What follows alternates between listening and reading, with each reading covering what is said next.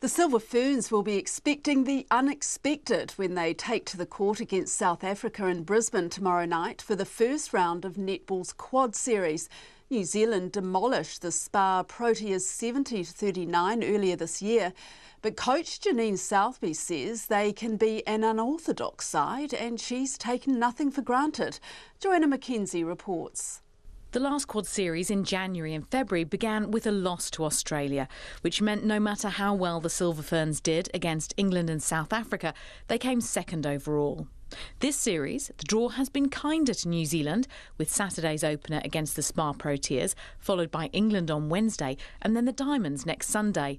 But coach Janine Southby doesn't see it that way. The draw's the draw. I don't ever stress too much about these things. We've got to play them all at some stage, and I don't ever think anyone's an easy beat or a hard beat. It's just the opposition you've got to face on that day. So we'll just take one game at a time, and South Africa's first and foremost in our mind on Saturday. Southby knows the Proteas have good skills, but the question is whether they can last the distance. Until you see them and get out on court, you don't know what changes they'll bring, but certainly from what we've observed, their players have certainly got the capabilities. They're skilled players, and I think for them it's going to be about putting those capabilities out there for a full game. Captain Katrina Grant agrees that South Africa's fitness and endurance has let them down in the past, but she knows they'll have been working on that. They always keep up for at least half to three quarters of a game and then just slip off.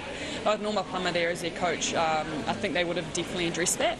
So this is going to be a pretty strong South African side, and it's going to be interesting going into it because we wouldn't have seen them. So it's going to be one of those games where you don't really know what you're going to get until you get on the court. Grant says there's a lot of competition within the squad for positions ahead of next year's Commonwealth Games, and that's what's keeping them fresh. Taking one game at a time, really, getting everyone on court as much as possible. As you know, Quad Series and Tony Jameson, we've got two different teams going through, so it's kind of everyone's still on trial, wanting to go in Con Cup, but first test match for this squad. I think this squad does feel a lot different to what we were doing in January, but I feel like this is the key group that's going to go forward to Con Games. And while they're focusing on each game at a time, Grant says they still have one eye on their nemesis Australia, and particularly Caitlin Bassett. It's pretty hard to stop, and in the past we haven't been able to do that, but this new defensive line is pretty special. It's got something different. Everyone brings something completely different. So no matter what, whoever they put on at goal attack to help Bassett, we've got other defenders who can come on and combat whatever we need to.